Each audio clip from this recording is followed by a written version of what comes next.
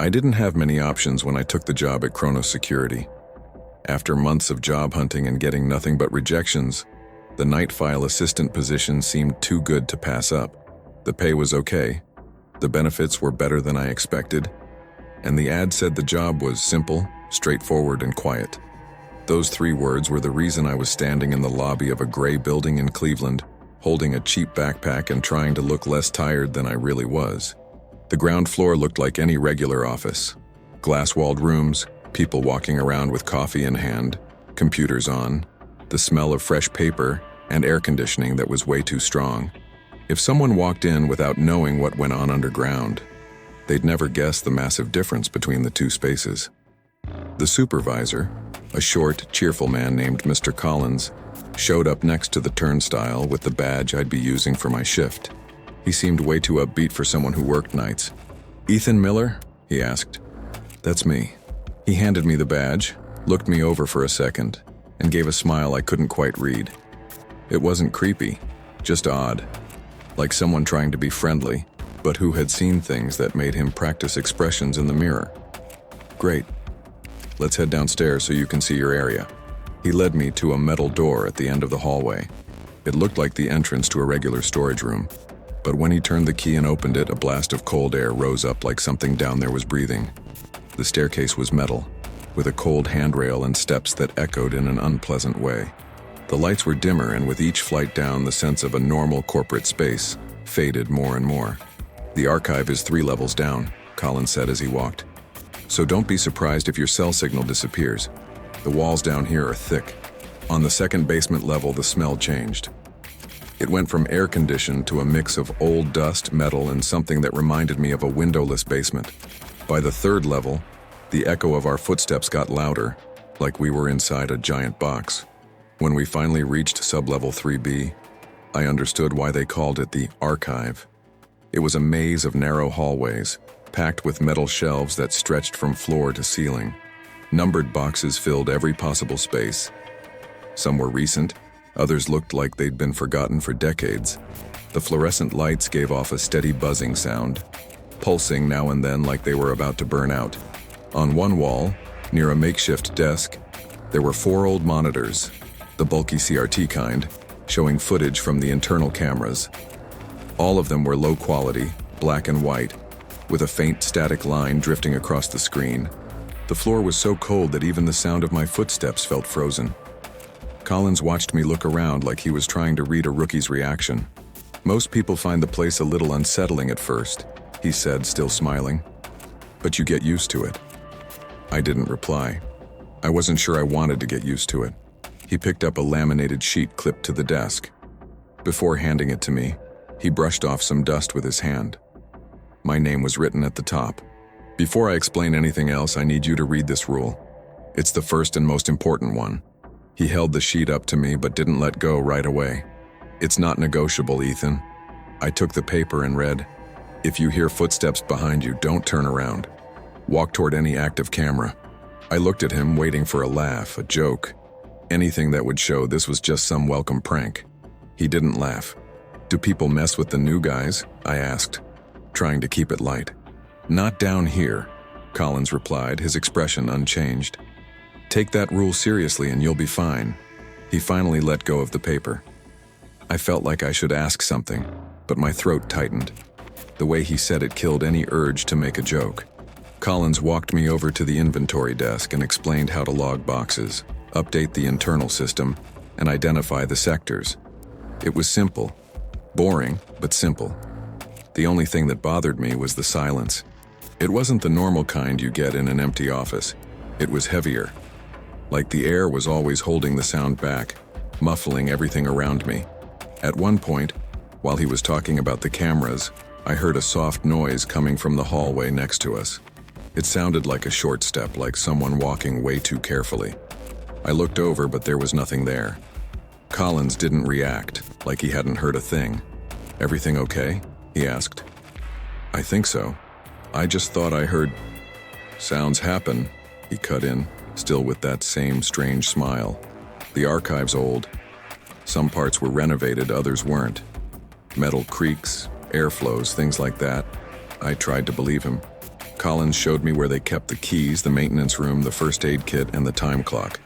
Then he placed a hand on my shoulder. Firm, but not in a threatening way. "You're gonna do fine here, Ethan. Just follow the rules."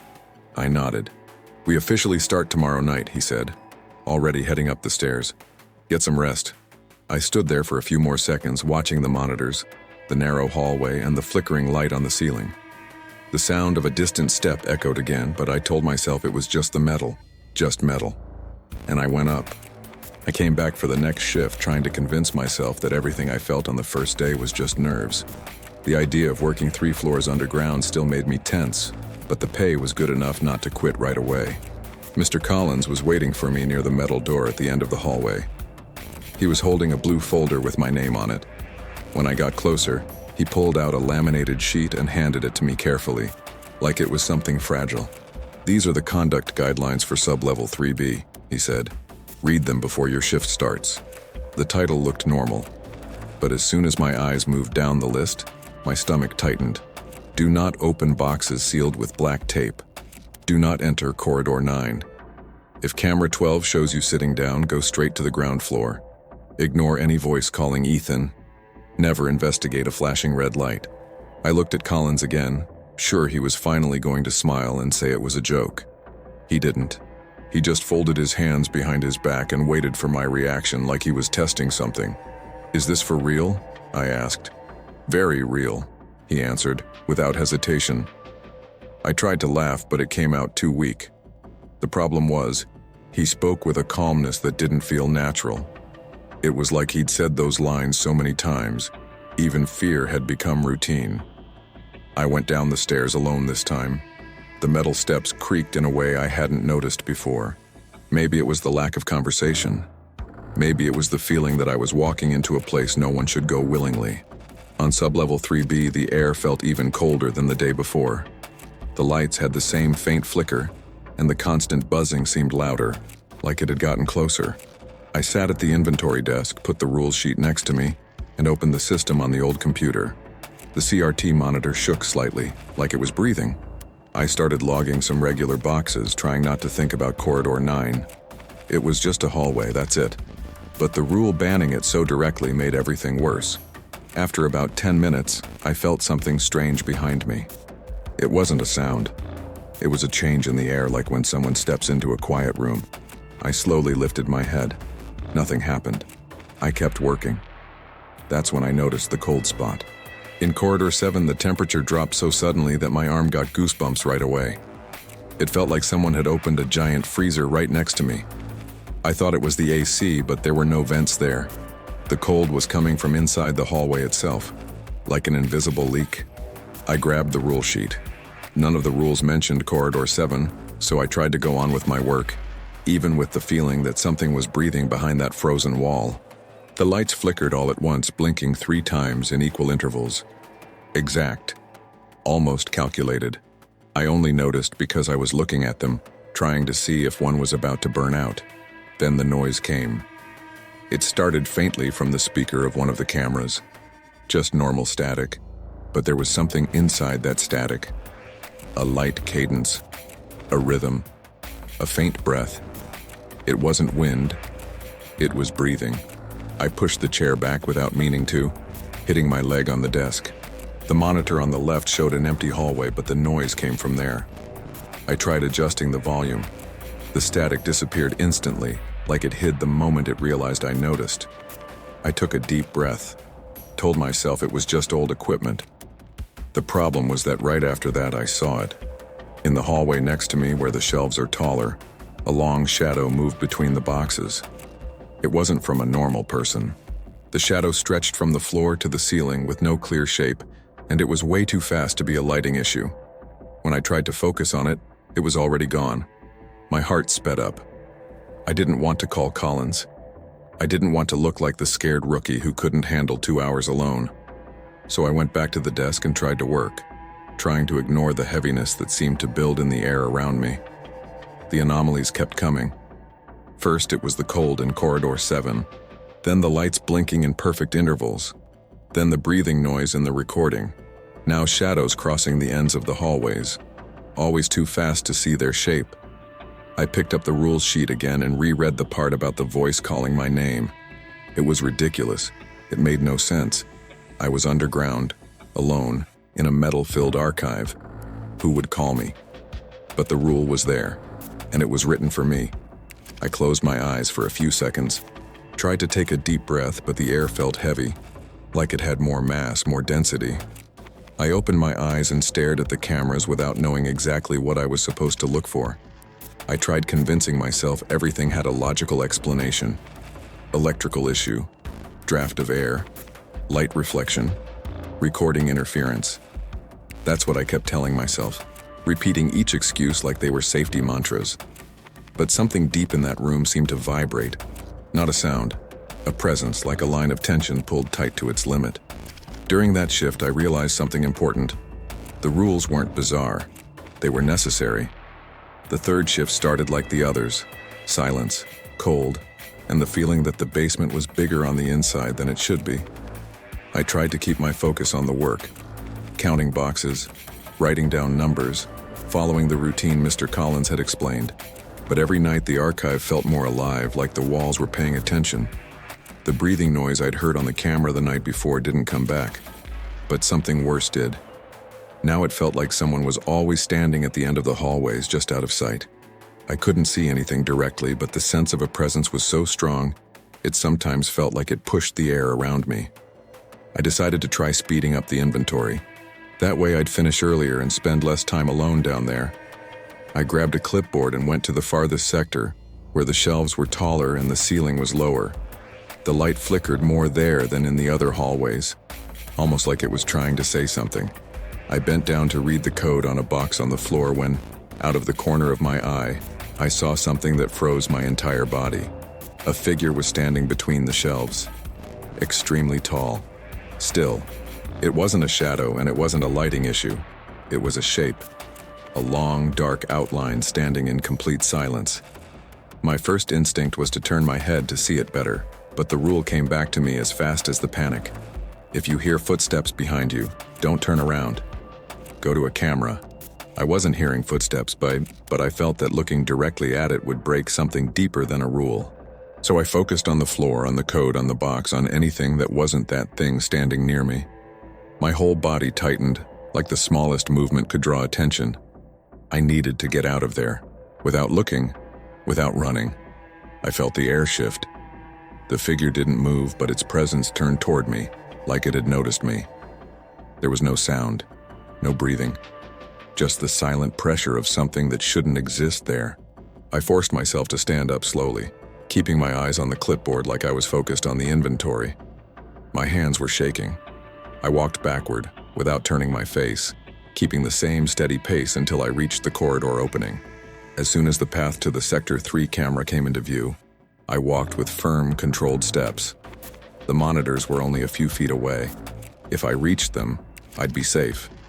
At least, that's what they said. The feeling of being watched grew stronger with every step. Something large stayed behind me, unmoving but alert. When I finally stepped into the camera's range, the air eased instantly, like I'd crossed an invisible boundary. I touched the monitor with my fingertips, not even knowing why. I just wanted something real, even old and shaky, to remind me I was still in the normal world. That's when someone grabbed my arm. I turned in shock, ready to run, but it was just Sarah Donnelly, the employee whose voice I barely remembered. I hadn't seen her arrive. Her face was pale, more than it should have been. Her eyes were wide. "You saw it," she said quietly, gripping my arm way too hard. "What?" I asked, even though I already knew. "The thing that stays between the shelves." She was breathing fast. "Don't go back there. Not alone." I didn't look at it directly. I tried to explain. "Good." She loosened her grip little by little. "Some people do. They think it's someone from the department or a tall employee, until they realize it's not. And then it's already too late." I didn't know what to ask. The feeling of being watched was still sticking to my skin. "Sarah, what is it?" was all I managed to say. She shook her head. "Don't ask. Don't try to understand right now. Just follow the rules. And if you hear someone calling your name, don't answer. Not even if it sounds like my voice. Not even if it sounds like yours." That hit me like a punch. The idea of hearing myself calling me was so absurd that my brain tried to laugh, but couldn't. "You look scared," I said. "Because I am," she answered. "And you will be too. But not today. Not now. You can handle a little more if you follow everything exactly." She stepped back. "I'm going to the north sector to finish my shift. If you need help, knock 3 times on the wall near the cameras. Just 3. Never 2, never 4. I wanted to ask why, but she walked away before I could even open my mouth. She moved so fast it looked like she was running from something. In just a few seconds, she turned the corner and disappeared. I stayed there, standing in front of the camera, feeling the echo of what had just happened. Part of me wanted to go upstairs right away, quit, and pretend all of it was just paranoia. The other part knew it wasn't paranoia. The figure was there. I felt it. I saw its outline. And Sarah had confirmed what I was afraid to admit. I finished the shift with my hands shaking, trying not to look at any dark corner. The next day, I looked up Sarah's name in the Chrono system. Her profile had been removed, as if she had never worked there. After what happened with Sarah, I couldn't get through a whole shift without feeling like something was wrong with the building itself. The feeling wasn't just fear. It was like the basement was trying to hide something, but at the same time, leaving clues for anyone brave enough to look. I started digging into everything I could find about Chrono Security. There wasn't much online, which was strange for such a big company. The website was too clean, with only a few pages, all generic.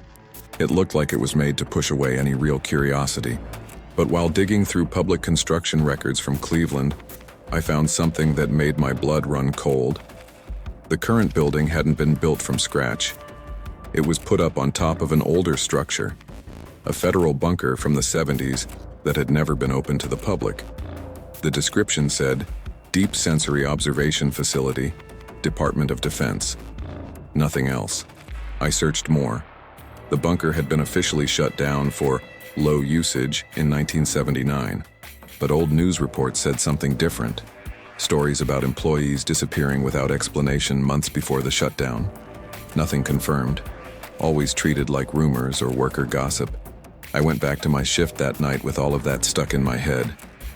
And the more I thought about it, the more the rules started to make sense. Corridor 9, the voices, the cameras, the tall figure. Everything felt like pieces of something bigger. When I got to the basement, something was already different. The smell. Before it had been dust and metal. Now there was something drier in the air, like paper that had burned a long time ago. And for the first time, I saw a red light turn on. Very quick, on a panel in the back. It went off in less than a second. I remembered the rule. Don't investigate. And I kept moving with my chest tight. Around the middle of the shift, while checking boxes in the east sector, I noticed something odd on the metal wall. A thin line, almost invisible, like a gap. I ran my hand over it and felt an empty space behind it. I looked around. No camera was pointed directly at it. I pressed the edge carefully. The metal panel shook. Something behind it was loose. I shouldn't have touched it, but curiosity, mixed with growing fear. 1. I slid my fingers underneath and pulled. The panel came off with a sharp snap, revealing an old door smaller than a regular one. It looked like a maintenance access. It wasn't locked. I opened it slowly, expecting wires, tools, or some old equipment. But behind it was a narrow hallway, hidden inside the wall, lit by a faint line of yellow bulbs that looked centuries older than the rest of the building. I stepped inside. The air in there was different, colder, still. The lights flickered without rhythm, like they were dying. I walked a few steps and saw something on the floor. A fallen ID badge with a name and a year. Robert Hale, 1984. That made my stomach drop. I kept walking until I reached a smaller, unmarked door. When I pushed it, it opened easily, revealing a room that looked nothing like the rest of the archive. Inside, everything was covered in thick dust. There were smaller shelves, rusted metal filing cabinets, and several stacked boxes. But what really caught my eye was the black notebook on top of a crooked table, like someone had left it there right before abandoning the place. I picked up the notebook. The pages were yellowed, the writing bold, like it had been written by someone with an unsteady hand. The name on the first page was clear. Journal of Robert Hale, Observation Technician, 1984 to 1990. I flipped through the first few pages. Hale described the old bunker, the work routine, the total silence, and the sensory deprivation experiments conducted there. But the notes shifted over time. The tone got tense, rushed, almost desperate. He wrote about independent reflections, about shadows that learn, about human echoes with no source. And then on the next page, one line was set apart. He shows up on multiple cameras at once. Don't watch too long, he wants you to see him. My hands went cold. Next to it was a list of extra rules. Some were crossed out, others were underlined. The last one was circled over and over, like Hale had tried to warn someone. Rule 17. Never let him appear alone on a camera for more than 30 seconds. I slammed the journal shut. Something in the air shifted, like it knew I was reading something I wasn't supposed to. Suddenly, one bulb popped. Another flickered 3 times. And then the softest sound echoed down the narrow hallway behind me. A single footstep. Just one. I remembered the first rule Mr. Collins gave me. Don't turn around. With the journal in my hands, I walked slowly toward the door, trying not to make any sudden moves. The air felt like it was pressing against my back, like something tall was standing there, waiting for me to look. I stepped out of the room, closed the door gently, and slid the metal panel back into place until it locked in. Only then, back in the main sub-level, did I finally take a full breath. I returned to the main desk with the journal hidden under my shirt. I didn't know what that entity was, but for the first time, I knew it had a history. And the archive wasn't just a storage room. It was a continuation of something that began decades ago. I had already gotten used to the silence of the basement, but that night the silence felt like it was waiting for something. The air was heavier than usual, and even the buzzing from the light sounded off. When I got to the inventory desk, I saw I wasn't alone. A tall guy, dark hair, bored expression, was rolling a pen between his fingers like he was about to fall asleep. "You're Ethan, right?" he said, without looking up from the pen. "I'm Jason. Started this week." I hadn't been told about any new hires. Mr. Collins hadn't mentioned anyone. Jason was wearing a badge that looked too new, too clean. His smile seemed completely unaware of everything I'd already seen down there. "They gone over the rules with you?" I asked. "Oh, those things?" he laughed. "Just to scare the newbies. There's nothing down here." My skin crawled instantly. It wasn't just carelessness. He liked ignoring the warnings. "The rules are serious," I said. "Sure they are," he replied with a wink. "Just like those do not enter signs at the mall. Decorations." I tried to explain, tried to warn him, but he wasn't listening. He stood up and nodded toward the hallway like he wanted to show me something. "I'll prove it. Let's go check out that Corridor 9. I want to see what's actually there." My blood ran cold. Corridor 9 never showed up on the cameras. It was a blind spot. None of the rules about it were vague. They all read like they were written in fear. "Jason, don't do this." "Relax, man. If it's just an empty hallway, you owe me a coffee." He turned before I could stop him. Walked fast like someone who'd never felt the presence that lived down here. I followed out of instinct but kept my distance.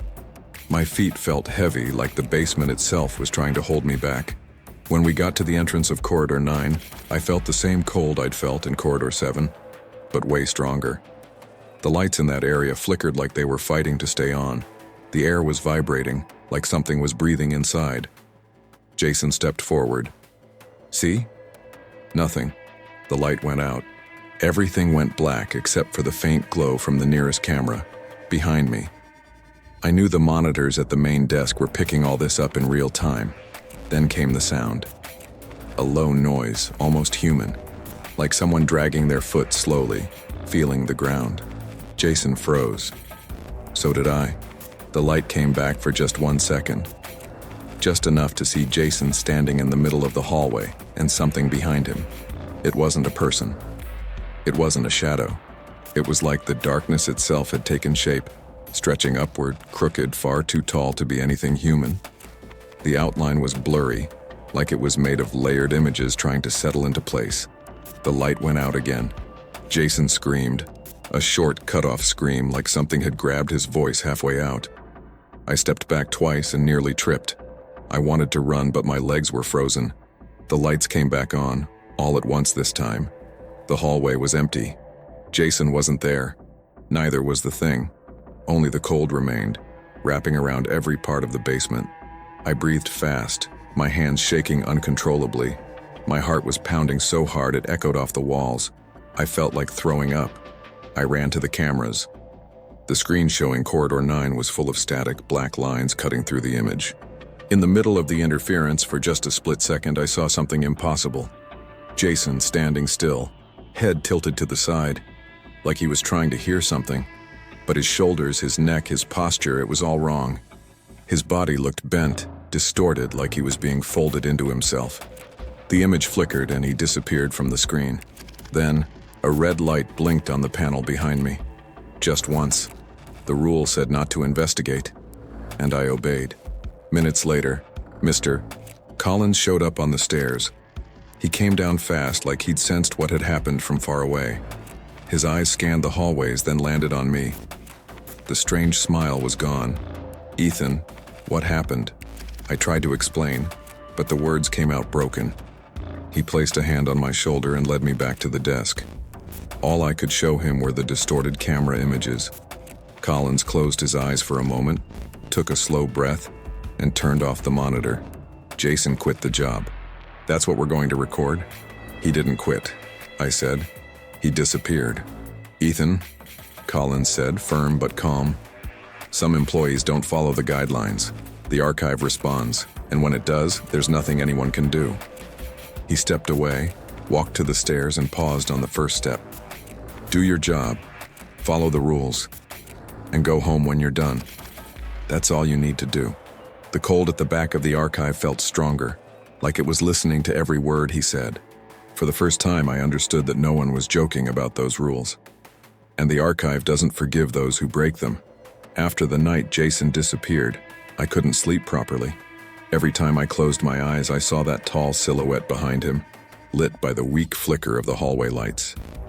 And when I finally did fall asleep, I'd wake up with the feeling that someone was watching me in my room.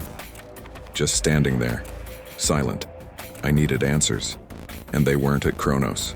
I went back to Robert Hale's journal, rereading every note. He mentioned an earlier supervisor multiple times, someone who tried to control the entity through rules and cameras. Hale wrote things like, "Perception is the prison," and "What shouldn't exist needs to be anchored to what does." The words were confusing, but they were starting to make sense. One of the pages had a name scribbled in the margin. Melissa Hale. Daughter. Emergency contact. And an address in Lakewood, just outside Cleveland. I spent the whole morning working up the courage before heading out. When I got to the small house listed in the journal, a middle-aged woman opened the door. Tired eyes, tense shoulders, like someone who's lived too long near something dangerous. "You're Ethan Miller?" she asked before I said a single word. My body froze. I hadn't called. I hadn't sent a message. I hadn't told anyone I was coming. "How did you?" "My father described someone like you," she said, opening the door fully. "Come in quickly." The living room was simple but packed with boxes full of papers and old tapes. Nothing was organized. It looked like she'd been trying to study a war no one believed ever happened. "You've seen it, haven't you?" she asked bluntly. "The tall man, the reflection that isn't a reflection, the one that shows up on the cameras." "I have," I said, throat tight. "And someone died because of it." She closed her eyes and took a deep breath. "It's always like that," she murmured. "You knew about the bunker?" I asked. Melissa pulled a box closer and opened it. Inside were yellowed documents, blurred photos, incomplete graphs. "My father worked there from 84 to 90, she said. "He said the bunker wasn't just for sensory isolation. It was to test the limits of the human mind. They wanted to know what happens when you leave someone isolated for weeks, surrounded by cameras that never turn off. And beyond that, what the brain creates to fill the void." She pulled out a black and white photo. A hallway. It looked a lot like Corridor 9. "Something was born in there," she said. "It wasn't a ghost, it wasn't a monster, it was a mistake. A kind of broken reflection. like when an image freezes on screen and stretches. But this reflection didn't stay stuck in the screen. Her words knocked the air out of me. They called it perceptual dissonance, Melissa continued. The more you look at it, the more it tries to align itself with you. And the more your mind tries to make sense of it, the weaker your grip on reality becomes. She picked up another page from the journal. And when someone breaks the rules, that thing finds room to anchor itself. I remembered the shape behind Jason, the cold, the shadows, the blinking cameras. Why me? I asked. Why does it notice me? Melissa hesitated for a moment. Because you saw it before you were ready. She said it with real sadness. And because that's how Kronos works. Every time someone new starts in the basement, they watch to see who notices first. She looked at me, really looked. And then they choose a successor. A successor for what? Melissa placed her hand on the journal, like the answer was pulsing beneath it. To keep that thing locked in place. Not completely, but locked enough that it doesn't escape the archive. That's why the rules exist. The cameras, the limits. It's all designed to tie human perception to it, creating a kind of cage. Not a physical one, a perceptual one. A chill ran up my spine. My father did it, she went on, until the mark became too strong. Until they realized he didn't have the strength anymore. Then someone else came after him, and then another. And now, she didn't have to finish the sentence. I knew. She knew. The archive knew. Kronos isn't just a company, Ethan. It's the guardian of something that shouldn't exist. And they always need someone with the right kind of sensitivity. Someone who can see without breaking right away. She pointed at me with a steady look. That someone is you. My lungs failed for a second. The whole world felt narrow, like the walls of those basement hallways. You can try to run, Melissa said calmly. You can leave, move to another city, pretend you were never there. But it'll follow you. Through cameras, through reflections, through dark corners. Because now you've seen it. And that opens a connection that doesn't close. I swallowed hard. So what do I do? She handed me the journal. Read everything. Understand everything. And decide whether you're going to fight or break. As I held the journal in my shaking hands, I felt a simple, terrifying truth settle over me. Jason wasn't the first. Robert Hale wasn't the last. And I'd been in line since day one. Kronos doesn't choose out of kindness. It chooses by perception. And I had already seen too much. Going back down to the basement after talking to Melissa felt like stepping inside a second body. A dead body that only vaguely remembered the shape of a building. The air wasn't just cold anymore. It was heavy, like something was pressing in on the space itself, folding the environment inward. Every light pulsed with a dim glow, like it was trying to escape its own brightness. I knew what I was going to find down there. And I knew there was no more avoiding any of it. Sublevel 3B felt bigger that night. Not physically, but as if the hallways had stretched, warped, repeated themselves in impossible ways. The cameras were shaking on the monitors, and some showed angles that didn't exist. A camera that should have been pointing at Corridor 2 now showed a curved ceiling, like the image was coming from a place no camera had ever been installed. Mr. Collins was already there, standing at the desk with the journal open. He looked different. That strange smile was gone. His face was pale and tired, like he'd aged years since the night before. You came back, he said flatly. I figured you would. Why didn't you tell me everything from the beginning? I asked. He didn't look at me. He just kept staring at the journal. Because no one believes us when we do. They only believe after they see. And by then it's already too late. The monitors began to crackle. A deep hum filled the room, like all the cameras were being pressed in on at once. The image from Corridor 9 flashed repeatedly, showing shifting shadows in motion. Not normal shadows. It was like something was trying to take human form, and failing, every millisecond. It's stronger tonight, Collins murmured. It's trying to get out of the cameras. The floor vibrated slightly, like the building was breathing. The archive isn't an archive, Ethan, he said, finally looking at me. It's a containment, a perceptual prison. And you, You're already connected to it. My stomach sank. I don't want this, I said. No one does, he replied softly. But it saw you. And that's all it takes. A snap echoed down the hallway. Then another. And another. Like footsteps. But not human ones. Footsteps that seemed to happen out of sync with the rest of the world. The cameras began showing different versions of the same places. Corridor 3 appeared twice, but in one of them, the shelves' shadows were reversed. Corridor 5 showed two figures. Both of them were me in slightly different positions, like a recording glitch trying to fix itself. It's splitting, Collins said. It's trying to exist in more than one place at once. That means the containment is breaking. He turned the journal toward me, pointing to Robert Hale's notes on the stabilization process. I did this for years. The supervisor before me did too. And now it's your turn. I'm not going to be part of this, I said, voice shaking. Collins slammed the journal shut. You don't have a choice, but you do get to choose how it happens. You can stabilize it, or you can let it stabilize itself. And if that happens, it won't stay trapped in the archive. It won't stay just shadows. It'll learn how to really exist. The light above us exploded. The hallway behind us shook. The temperature dropped so fast my breath turned to mist. One of the monitors began to hiss. It showed Jason, standing, still, his head tilted at an angle no human could survive. But it wasn't Jason. It was his reflection stitched together by the thing trying to imitate life. It's coming, Collins said, stepping back. The figure on the monitor moved an arm, but not naturally. It looked like the arm was trying to twist itself into a shape that didn't fit. I felt something pulling at me from the inside, like an invisible thread had been tied to my mind, stretching every thought, every memory, every perception. Ethan, Collins shouted, go to Corridor 9. Why? Because that's where you can trap it. That's where the bunker first broke. That's where the anchor is weakest, and because of that, the most useful.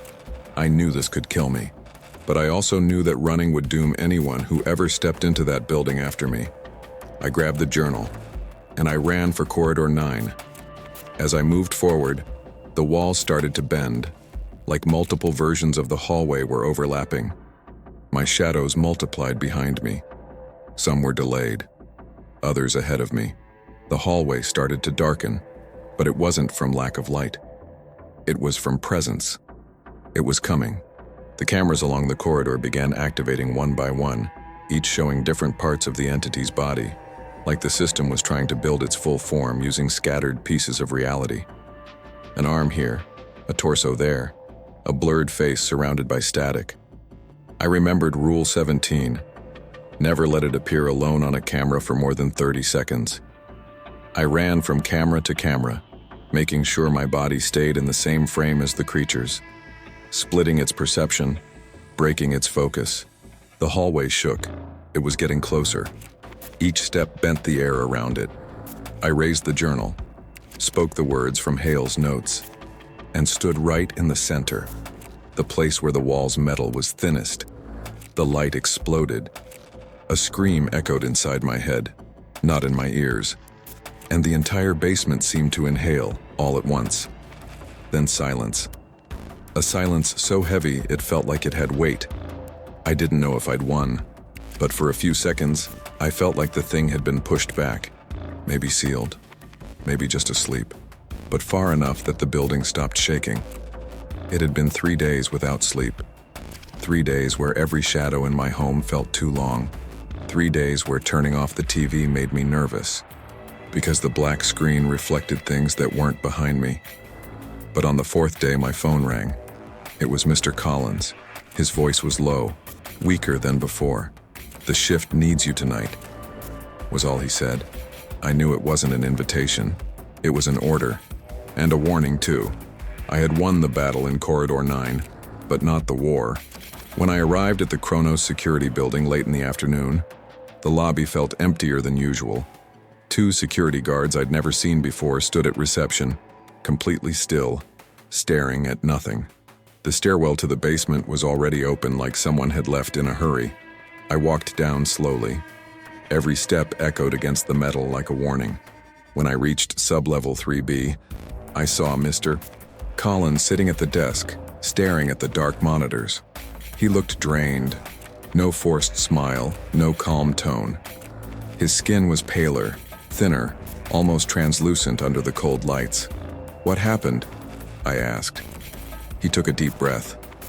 "You stabilized it for now, but I don't have the strength anymore, and the company can't leave the archive without someone connected to it, someone the entity recognizes as an anchor." I understood right away what he meant. He was letting go. "Collins, I can't." "You can," he cut in, "and you will. You survived contact.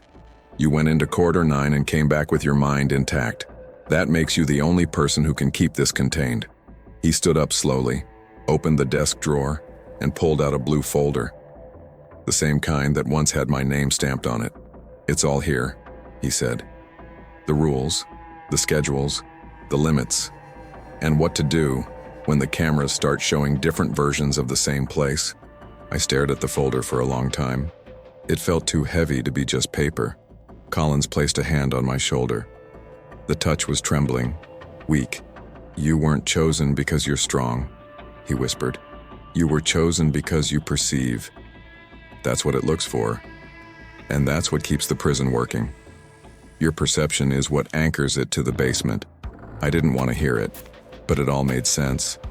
The cold, the shadows, the copies. Jason, Sarah, Hale's journal, Melissa telling me I'd been marked since the first night. I was the next anchor, the next supervisor. I took a deep breath, trying to hold on to whatever courage I still had left. "How long did you hold it?" I asked.